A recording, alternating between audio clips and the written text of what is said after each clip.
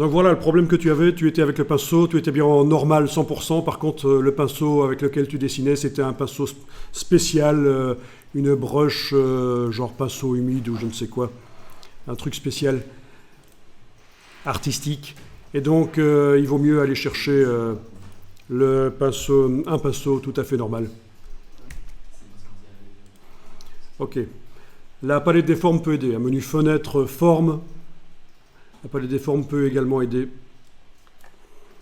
notamment aussi les paramètres de la forme. Voilà, allez rechercher un pinceau tout à fait normal ici, quand vous avez un pinceau artistique.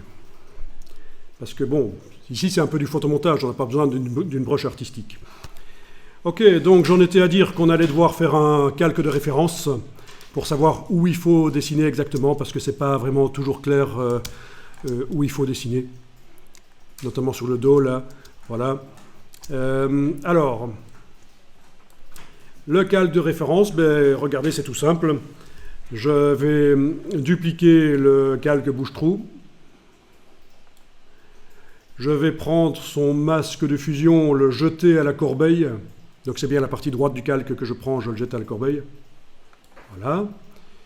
Je ne clique pas sur appliquer parce que j'ai envie de supprimer le masque sur ce calque comme s'il n'avait jamais existé. Donc les pixels qui sont actuellement masqués en noir là vont tous réapparaître. Donc c'est supprimé. Vous voyez la différence entre supprimer le masque de fusion ou le supprimer en l'appliquant. Voilà. Et alors normalement, si on modifie l'opacité de ce calque, on devrait avoir... Oui, c'est ça, ça marche. Regardez ici, c'est évident pour le dos, ça va me servir ce calque. Avec l'opacité à 0%, donc comme si le calque ici n'existait pas. Je vais l'appeler calque référence. Référence.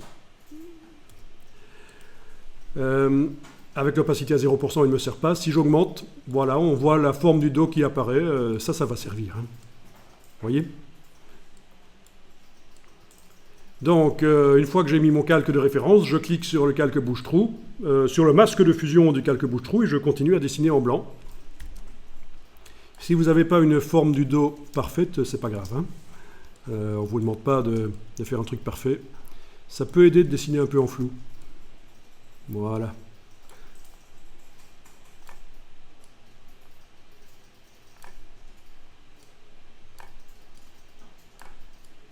N'hésitez pas à utiliser la touche X pour dessiner en noir par l'extérieur éventuellement.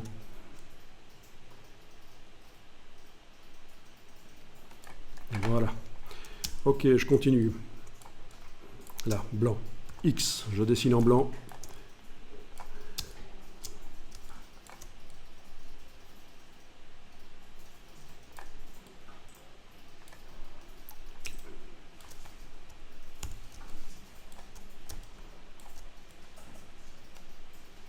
On avait vraiment besoin d'un calque de référence ici, pour quand même savoir à peu près comment dessiner les choses. Alors aussi, regardez ça. Ça, c'est piégeux, comme disent les Québécois. Est-ce que ce ne serait pas du tissu blanc, ça? Ben si, hein. C'est du tissu blanc, là. Entre les mailles du dessus, là. Vous voyez? Bon, ben alors, ça veut dire que dans le masque ici, si je veux être tout à fait correct par rapport à ce que le créateur là du tissu a fait, je dois dessiner en blanc à cet endroit-là pour faire apparaître du tissu blanc. D'accord?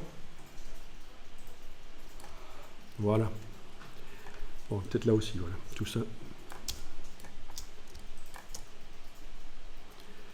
Bon, je fais ça rapidement, hein. S'il y a des erreurs, c'est pas un drame.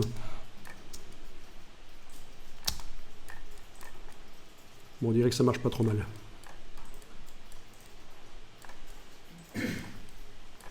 Les ombres, là, je vais dessiner en noir dessus. Les ombres sur le sol. En noir dessus... non. Alors, les ombres, oui.